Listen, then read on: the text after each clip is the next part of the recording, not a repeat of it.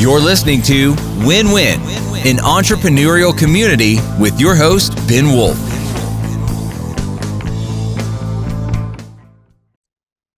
And welcome to the Win-Win podcast. This is Ben Wolf, as always, your host. I invite everybody to pause, stop, leave a review, comment, like, follow, subscribe, whatever it is that you are allowed to do on the platform on which you are listening to or watching this to make the content available to more people. And with that, I want to get into introducing our topic today that we're going to be covering, which is creating metrics without stakeholder input. Creating metrics without stakeholder input. That's what we're going to be talking about today. Our guest, who's going to be teaching and talking about this topic, is the founder and CEO of Atomic Revenue, which is a revenue operations and enablement firm. She is an international speaker. You can learn more about her and her business at atomicrevenue.com. And with that, I give you Tara Kinney. Welcome, Tara. Thank you, Ben. It's great to be here. Well, my pleasure, and I'm glad to reconnect with you after a long time and have this conversation, which is a good one. And it's always kind of like a push and pull, and not only with metrics, but also with goal setting and all kinds of other things, and process development or documentation. There's all kinds of areas where this sort of general topic can be applied. So I'm very interested to hear your perspective on this and hear your stories. But I guess first, before we get into that, if you could give us a quick 2-minute background, a little history on how you got to be where you are now with this business, and maybe even a little context behind which, we can understand the topic we're talking about today.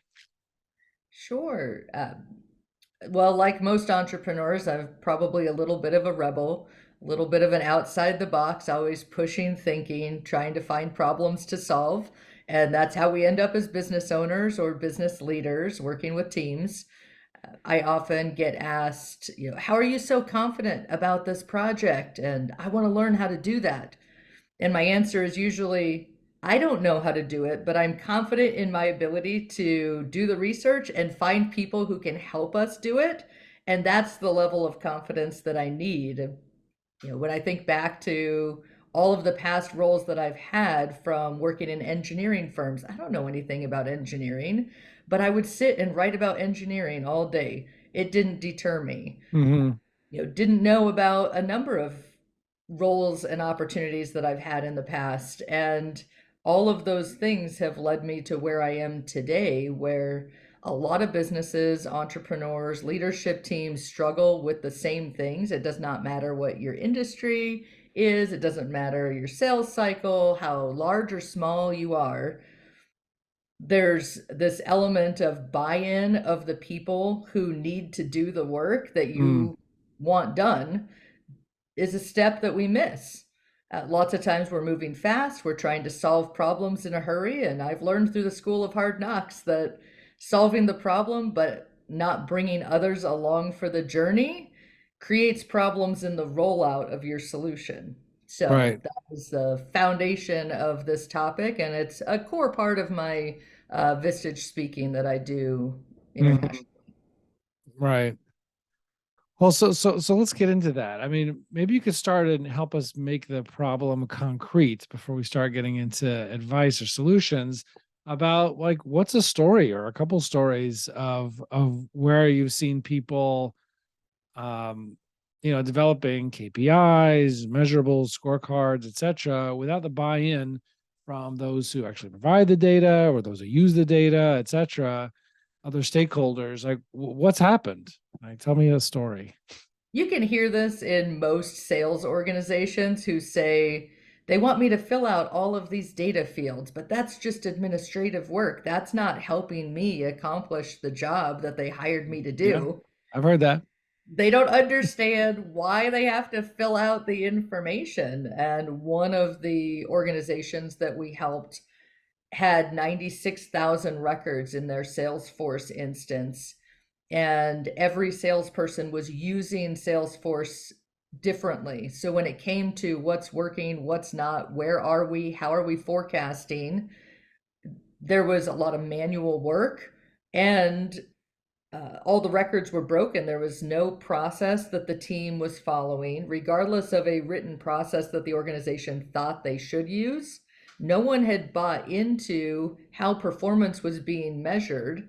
So therefore, no one was putting in the data that provided the KPIs that leadership wanted, management wanted, or even that the sales reps could value in forecasting their earnings on commissions.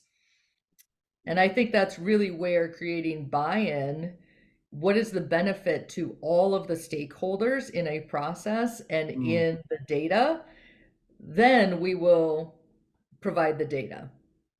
We have another client that is part of why we always diagnose before we try to fix the Mm-hmm. problems that a client brings to us.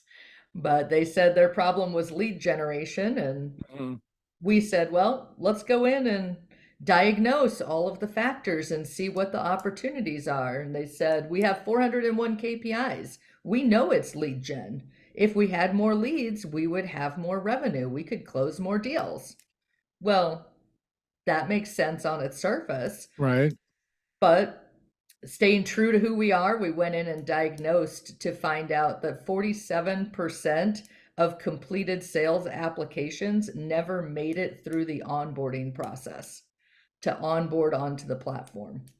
So, do you need more leads? Probably someday, but not until you fix that 47% of your closed deals don't go into onboarding. And at this organization, every department had KPIs. They had so many KPIs Mm. that everyone was watching all of the wrong things, but their data was siloed by each department. And therefore, the business was not succeeding regardless of how much data they had, and that each department was tracking the information for the KPIs that they didn't know why they were tracking. They just knew it was part of the process that they had to do it. Right. So, Oh my gosh. So backing out a little bit, a little higher view, what happens? I guess what happens when you don't involve the people who are using data or need the data or mhm. provide the data or whatever? Like what are the things that are going to happen, and what should people do about it? And what should people do differently when they're developing whatever their metrics, KPIs, and scorecards are? Because they don't want to fly off the seat of their pants. I mean, they want to use data, but what's the right way to create it? Well, the first understanding is that all data has a technology component that is served by a process that people have to execute. So Okay. looking at data alone without understanding where the data is stored and where you pull it from, the process that puts it there, Mm. and the people who execute that process, you will always have distrust of the information. So, from a leadership team perspective, it's hard to get that deep in the operational weeds to see that something you want to measure has impacts across so many areas of operations. And if you say, agree as a leadership team to a new KPI that you want to measure, and you know what technology it goes into, and you say, all right, teams, now we need you to put this data into the system. Lots of times the leadership teams don't know what process that changes and how many parts Mm. of the organization are connected to that same process. So implementing the data strategy can actually break something else that was working well. Do you have any examples of that? That's an interesting point. Yes. So there is a leadership team that I have worked with before that wanted to be able to better forecast what types of sales opportunities were coming in through the lead generation pipeline. And so they put in a lot of technology updates through the IT department to integrate the inbound data sources with the sales CRM. Mm-hmm. And ultimately, what happened was the management of the optimization on the sales ads became driven by how those flowed into the system. So we stopped maximizing the value of every advertising dollar and started paying attention only to the conversion into the CRM system. Mm-hmm. And we created another blind spot because we had a team now that was measuring and managing a data point as part of their process that they had no experience measuring or managing, and they were now responsible for it. So what happened over time, and it was gradual, so we don't Mm-hmm. recognize these things in our organization. Right.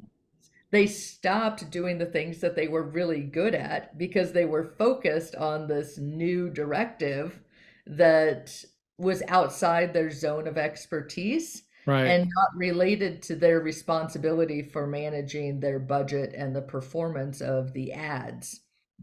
So when we pull our team members in their process into another stage of the business, who is covering the process that they used to do? Mm-hmm. And that's usually one of the biggest areas that we find challenge. When companies do these big investments to improve, it's usually around a technology improvement, and those big investments are pulling resources and opportunity costs from somewhere in Right. order to do the new part of the business. So, Right. Well, it's and I really appreciate what you said before about kind of like the three things that must all be taken into account and none of them left out when you are trying to consider what data you need to be collecting or in starting to collect data, which is the technology that's going to be used to do it, the process that's, the people are going to follow to do their job, which also will create that data, and then the people who are going to be doing the things that create that data. So, yeah, I guess so. Tell us a little more about what is the right way? Like, what's an approach that business owners or leaders could take to, to start getting data that they need? Like, how should they approach that kind of outcome the right way? so for starters, we want to involve all of the stakeholders. So identifying a challenge that you want to solve, bringing the stakeholders who are involved or attached to that challenge in for a conversation, even if they are not able to contribute and don't believe that they have data knowledge. They know the process and they Mm-hmm. know their daily workflow. So as the conversation unfolds, they are already bought into and part of the process before you roll out the change. There is a lot of challenge around leadership team agreement on what needs to be measured, but lots of times those conversations are happening in a boardroom or a conference room separate from the people who actually do the work. Right. And if we ask the people who are doing the work, they might have the best recommendation of how to solve a challenge. For example, one organization was trying to figure out how to reduce the amount of damaged freight that was being Okay. delivered to customers, very high end products. And so they were talking to packaging, they were talking to the product development team, and they were advised to bring the loading dock worker into the conversation. And there was huge leadership team resistance to bring the person who loads the truck into the conversation. But Right. ultimately, they did. And what they discovered as a recommendation from that person was we always load the most valuable, most expensive products first, which means everything else is loaded after them, and they are always rubbed up against Uh-huh. all of the other products. If we loaded the most valuable, highest end products last, they wouldn't be rubbed on by everything else that we put in the truck. Right. It was a very simple process Right. change that moved a really significant data point for the organization, which is how much product replacement and damaged product Right. goes out into the market. As a leadership team, we could have identified 5 or 6 different KPIs to measure and still Right. wouldn't have gotten to a process change that impacts the number because we never involved that person. Right. That's a great that's a truly great example. How do you bring in these people? I mean, like, I guess at what stage in the process? What does this look like in real So, life? yeah, most people in any organization want to add value. They want to do a good job and they want to be part of making the workplace better for them, but also where else can I be of value?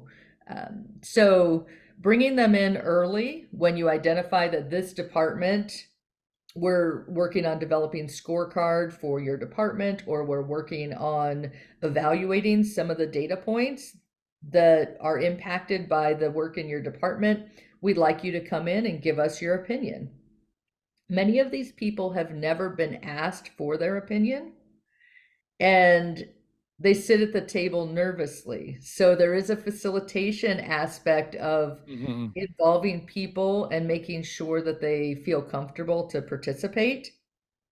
However, once you get people talking, the solutions often reveal themselves to the leadership, who is no longer in the measurement conversation as the drivers of a solution. They are listening for the solution and Mhm. learning about their business at the same time. It's really a great mix. So bringing them in early. The other thing is creating agreement on the problem or the reason for the measurement. So one organization that we work with is a home service company, and they were transitioning to the third generation, and the third generation leader talked to everyone in the organization, and there was 100% agreement that the largest impact to profitability was windshield drive time of the technicians. However, that is our business. We've always done that. We can't do our work if we Wait, don't drive what is to sites. windshield drive time? What does that mean? So, home services, the technicians have to get in the van and drive to someone's house to go deliver the service. So, unanimously across all departments, all levels of the organization, people would agree that the largest cost of delivering our work, the greatest impact on profit, is the amount of time that technicians are in the van driving between sites. Okay. And regardless of understanding that that was the greatest issue, it was written off as that is part of business. That is what we do as business. But the new generation said, I would like to make process improvements and change our profitability by impacting this drive time factor. It's the only other place. We cannot compete on price anymore. It is the only place where we can improve our profit margins, and we all agree it's an issue. So, to get leadership team alignment around that issue, there is a specific path to accomplishing a KPI that everyone will believe in. In this case, grandpa said, grandson, you don't even know the business. I don't, what business do you think you're taking over? They have to be in the car driving, to a site. Dad says, maybe we picked the wrong kid to take over this business. This is a ridiculous exercise. And the son says, let's get everybody around the table and hire someone who can help us figure this out. And I always tell people that once you've identified the problem, the next step is to determine what benchmark you would measure improvements against. And General Patton comes into a lot of my conversations, where perfect is always the enemy of the good in data. Your Mhm. data will rarely be 100% perfect. But if we can find a good benchmark that we can all agree to, then when we make operational improvements or process improvements to drive change, we can measure against the benchmark. So, identifying the benchmark, in this case, we came up with drive time as a percent of revenue. It is a KPI that is unique to the problem being solved. It's not in a textbook. It does not matter. That is what we need to measure as an organization.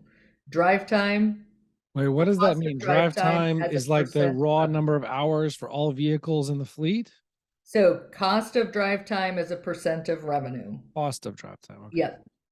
So we How do you had to determine come. cost of drive time? Like you just take the number of hours of drive time, assign it a monetary value, multiply it by that monetary value, and that's the cost? Oh, this is like hours of conversations Okay, that we fine. had I've sounded just just like that. Ben, you are such a leader. So, in order to get everyone to agree on how we're going to measure this, we had to first talk through what are all the factors of cost. We have the right, vehicle costs, we have the right. people Maintenance, costs. Yep, with the maintenance. people's And salary, so the benefits, CFO taxes. says, I have all the vehicle costs and they're already segmented. I can measure vehicle cost. And then we got to labor. And through the conversation of big debate and several people throwing up their hands and saying, this is impossible, why are we doing this? Um, they determined that you can use the free Mile IQ app on the technology devices that are provided by the company to the drivers to determine the number of miles driven, and even the time it takes to drive those miles is in the app. Hmm. That was a very inexpensive solution. Mm-hmm. And then they already knew the average technician hours, and everyone agreed that there's not enough of a difference, that we'll just take the average. So, by making some concessions and saying it's not perfect, but it's good enough to create a benchmark, do we all agree with the accuracy of the data sources and with the math that we have chosen to calculate this KPI? And before we ran the numbers, and this is critically important, Ben, before you run the numbers, everybody has to agree that these data sources and this math is going to be providing our benchmark. Because if you run the numbers first and find out that 22.3% of every dollar you make as a company goes to drive time of technicians, you might want a different math equation. You might want to rework those numbers, because 22% of every dollar earned by the company is a really big number to swallow. So it's critically important that we identify the data sources, identify what we're measuring before we do the math to determine the benchmark. And then you can bring everybody in. This is the number, and set a goal. So, what is a reasonable goal? And this company set a goal for 7% gross margin improvement, measuring against that benchmark over a 3-year timeline. And they got everybody in the organization involved. So, everybody's mission Mm-hmm. was to improve profitability by 7%, and we're going to track it and share it as an organization. And in 2 years, they had 3.7% profit improvement without measuring anything else. Hmm. However, if that team had tried to develop the KPI and measure it before everyone was on board, we would have been in 2 more years of arguing Right, about what the actual number is. We wouldn't have made any progress on improving profits. right. That is super great. And I love these stories too, just because it really, really makes it practical and real. Now, when it comes to revenue operations, marketing, sales, etc., I know that Atomic Revenue, right, is the name of your company. So the when you talk about, do you see a special place or any difference in how this concept of involving all stakeholders before you develop measurables and KPIs, does that have a particular relevance or a different kind of relevance to revenue operations? It's a foundational part of effective management consulting and effective leadership. So we do a lot of fractional leadership work, as well as just fractional subject matter expertise. If someone needs to do a big technology project and it's going to take 2 quarters, they might not have people in-house to do that work. So we can provide a fractional expert who can come help them through a new technology rollout or a new process implementation. And so, in that capacity, if we do not create buy in, we are going to meet a lot of resistance. The timelines are going to take longer, and it's going to be more expensive to accomplish our work. Mm. So, almost all of our programs and solutions are built with the diagnose phase to have a dual purpose. One is to involve all of the stakeholders and get their buy in early. The second is to ensure that when we deliver a plan, all of the stakeholders hear their own voice and suggestions within that plan so that they are committed to implementing it. Mm-hmm. And And does then that sometimes involve explaining to people, like, look, like, we heard what you said about this, we heard what they said about that, we ended up landing on this because we weighted this way or whatever, just so that even if some things were rejected, they see how it was at least taken into account rather than just assuming, oh, they ignored what I said. so operations is such a big topic and it's really broad, and it's also the not the sexy part that everybody sees. They're interested in what are the sales reps saying and what does the trade show booth look like and what are our ads, and the operations in the back end that connects it all and makes it work is not the first thought on anyone's mind. So it has to Right. be a dedicated initiative, a dedicated conversation. And there is so much meat and breadth within the topic of operations that everyone sees something that they said represented and Mm-hmm. multiple things that they said not represented. Mm-hmm. However, when it's presented back, it's presented with the lens of subject matter expertise that was hired, that um, worked hard to engage them in the process, heard them, and people just want to be heard, and then aligned everybody to a shared objective and plan. And at the end of the day, while people are glad to achieve what they set out to do, which is how can I get more customers through my business pipeline? How can we serve them more efficiently, manage our cost of sales better? What are we missing in labor to acquire and serve our customers?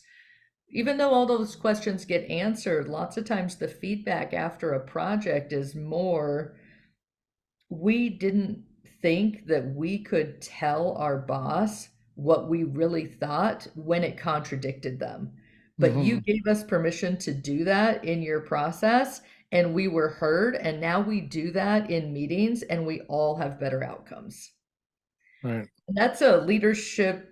I mean, lots of companies buy a leadership consultant or a management consultant to accomplish that. But we've learned that in our work, if you don't achieve that push and pull and tough conversation at the start of a project, you will have it after the rollout when the tough conversations are about resistance to the Right. change and lack of buy-in to what my new job responsibilities are now that you hired this consultant.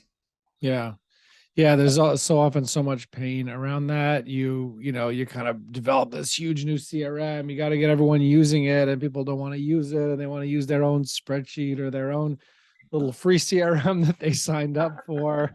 And and then it's just that resistance and fighting. And it's just so many months, I guess, of fighting to get adoption, that probably could have been time and energy and goodwill and bad will that could be saved by involving all those people much earlier on in the process. And a lot of CRM rollouts are done through technology initiatives, not sales initiatives, or they're done through sales initiatives without considering all of the other business impacts Right. of the CRM. And so when you don't take into consideration how the CRM ties to marketing and how it reports data to leadership and how it serves the needs of the salespeople beyond what they're doing today, but what they could do in the future, then you end up with a CRM that cannot produce the amount of return on investment you were expecting. It doesn't have the buy-in, and 9 times out of 10, they get replaced in a very short-term period because once those other stakeholders get involved, you realize the system selected was not serving the needs of the entire operations. Right. So that's always a heartbreaker because once you've spent all the money and done all the work to put in a CRM, Oh now yeah. you have all of the bad will, right? All of the despise of a failed system that a new system that will be built properly, that will serve the needs of all the parties, is already viewed in a negative light. Right. No, just another passing fad. We tried CRM. It doesn't work for our business. Yeah, exactly. Right. No, this is great stuff. Really, really appreciate this in terms of developing KPIs, metrics, changing things, considering the trifecta that you spoke about of what are the processes that this keys to, what are the people and involving those people, even frontline people, and what's the ultimate objective and what's the technology that is going to be used. So really, really appreciate this. Very valuable information. Thank you so much. You're welcome. Thank you. My pleasure. I appreciate you making the time. And for everybody else, I'm glad you're able to listen to this, and we'll see you on the other side. Thank you. You're listening to Win-Win, an entrepreneurial community with your host, Ben Wolf.